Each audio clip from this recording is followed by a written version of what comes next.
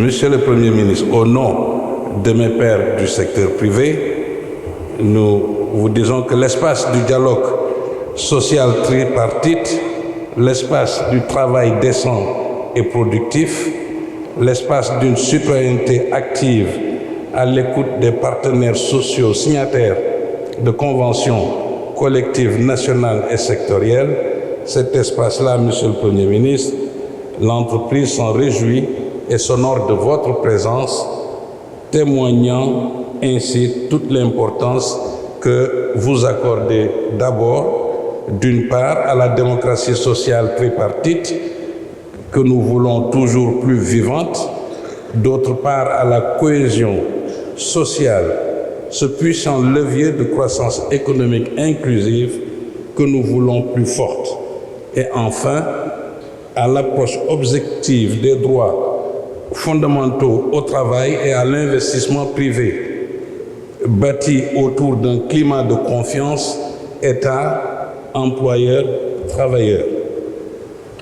Ainsi, je dirais que notre devoir et notre responsabilité d'employeur, celui de l'entreprise, est de toujours envisager l'avenir de notre société avec confiance et sérénité. Oui, cette confiance et cette sérénité pour un Sénégal souverain, juste et prospère, cette confiance et cette sérénité pour l'atteinte des objectifs de l'agenda national de transformation Sénégal 2050, l'entreprise les a. Monsieur le ministre du Travail, de l'Emploi et des Relations avec les institutions, je tiens à souligner toute l'importance que vous accordez à la qualité de notre dialogue social tripartite dès votre nomination.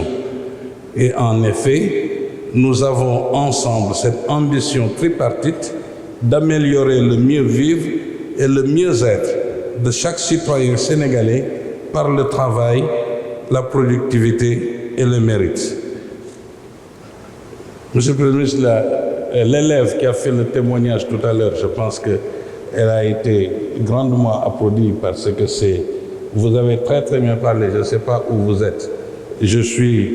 Moi aussi j'ai été élève à Grand Dakar à l'école primaire, j'ai été à l'université de Dakar comme étudiant et à l'époque c'est les étudiants qui faisaient plus les grèves que les instituteurs. Et ça c'était dans les années 80. J'ai fait une licence de physique à l'université. Je suis allé à Paris faire cette même licence de physique. Le programme à Dakar, en 2 mois, en France, on avait fait ce que nous avions fait toute l'année, par le fait des grèves. Et vous avez raison, mademoiselle, l'éducation est importante et nous devons tout faire pour protéger cela. Mes chers partenaires, secrétaires généraux des centrales syndicales des travailleurs, l'entreprise vous a entendu. Peur et incertitude vous animent, licenciements, précarité des emplois, perte d'acquis sociaux. Mais vous savez bien que le doute est l'ennemi de l'entreprise. Vous savez également que la valeur de toute entreprise se mesure à celle de ses employés. Et que si nous avons été à même d'avoir la stabilité sociale et le zéro grève, on n'a pas entendu beaucoup de grèves dans le secteur privé. Ça a été exclusivement, principalement le secteur public. Il n'y a que Cher qui cible une de mes entreprises, Simon de Sel, vous ne devez pas faire ça. Voilà. Et donc, zéro grève dans le secteur privé, c'est parce que nous nous sommes toujours parlé et compris. Je rappelle, s'il en est encore nécessaire, que personne ne connaît mieux que les employeurs les conditions de vie et de pouvoir d'achat des travailleurs. Que personne ne connaît mieux que les travailleurs les capacités et les difficultés des employeurs. Donc, le travailleur sait également à quel point il faut veiller à la pérennité de l'entreprise. Lorsque l'entreprise est en difficulté, elle n'a pas d'autre levier que de se restructurer en respectant les dispositions du Code du travail. Et lorsqu'il est possible à l'employeur de mettre en œuvre un plan social d'accompagnement, il le fait aussi. Monsieur le Premier ministre, la santé de notre économie, son endettement, son déficit budgétaire, vous en avez fait part à la nation. Nous venons aussi d'écouter le ministre des Finances qui est allé dans plus de détails et d'explications. Bien sûr, la noblesse de la gouvernance républicaine, c'est ce pouvoir que vous avez, vous, Monsieur le Premier ministre, d'écouter, de décider, de réaliser des actes de portée sociale et économique pour le bien de la nation. Vos premières directives primatoriales relatives aux réformes et aux urgences socio-économiques ont retenu toute l'attention de l'entreprise. Et nous avons noté que le temps pour vous est désormais à l'action pour sortir de cette zone de turbulence. L'entreprise est a été fortement éprouvée. Elle a subi ces dernières années une série de chocs exogènes successifs et sans précédent. Et pourtant, elle a fait montre d'une grande résilience en supportant des surcoûts financiers de 10 chocs. Mieux, elle a répondu favorablement au cahier de doléances des travailleurs, notamment à travers la hausse du SMIC, du SMAC, ainsi que les salaires catégoriels. Cette résilience d'année en année s'est traduite par une dette intérieure qui s'amplifie, des créances auprès des banques et des fournisseurs qui augmentent, des obligations fiscales et sociales de plus en plus difficiles à honorer, faute de trésorerie.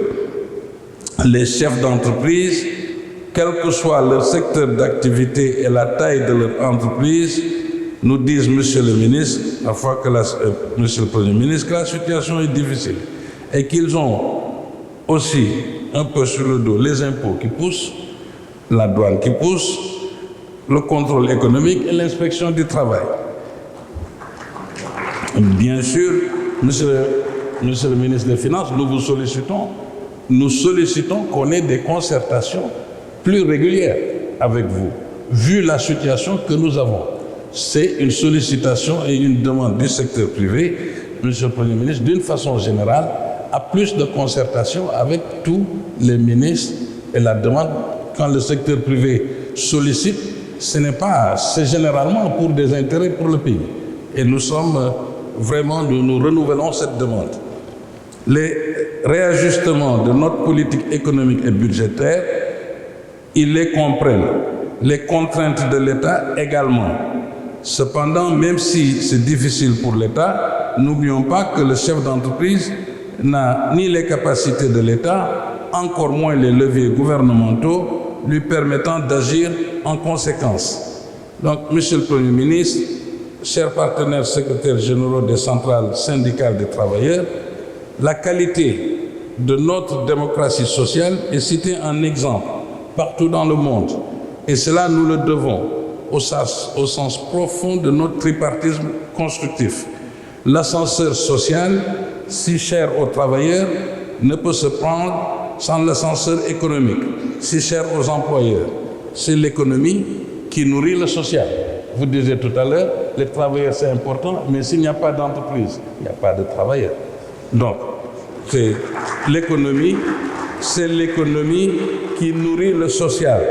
À cet effet, si le secteur privé est un acteur clé de l'agenda national de transformation Sénégal 2050, alors on ne saurait se limiter uniquement à un dialogue social tripartite.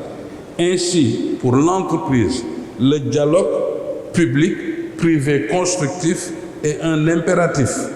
Le Sénégal ne peut construire sa souveraineté économique sans son secteur privé national, sans ses énergies nationales productrices de richesses.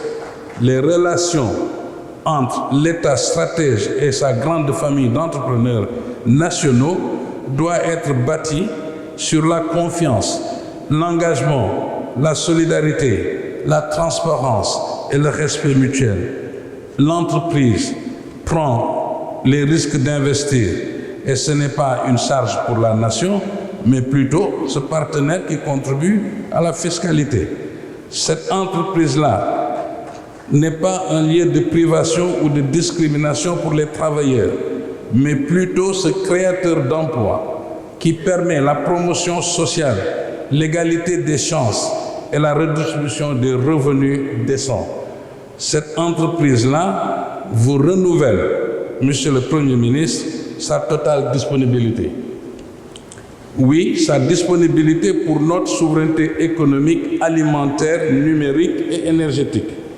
Depuis des années, le secteur privé national demande l'élargissement du contenu local à des secteurs porteurs de croissance stratégique et de souveraineté nationale. Mieux, nous avons proposé à l'État la mise en place d'une loi de portée générale sur le contenu local, permettant ainsi aux départements ministériels concernés de procéder à des déclinaisons réglementaires et juridiques en fonction de la nature du secteur d'activité ciblé. Aujourd'hui, Monsieur le Premier ministre, c'est avec une grande satisfaction que nous accueillons la directive présidentielle relative à la finalisation du projet de loi sur la souveraineté économique.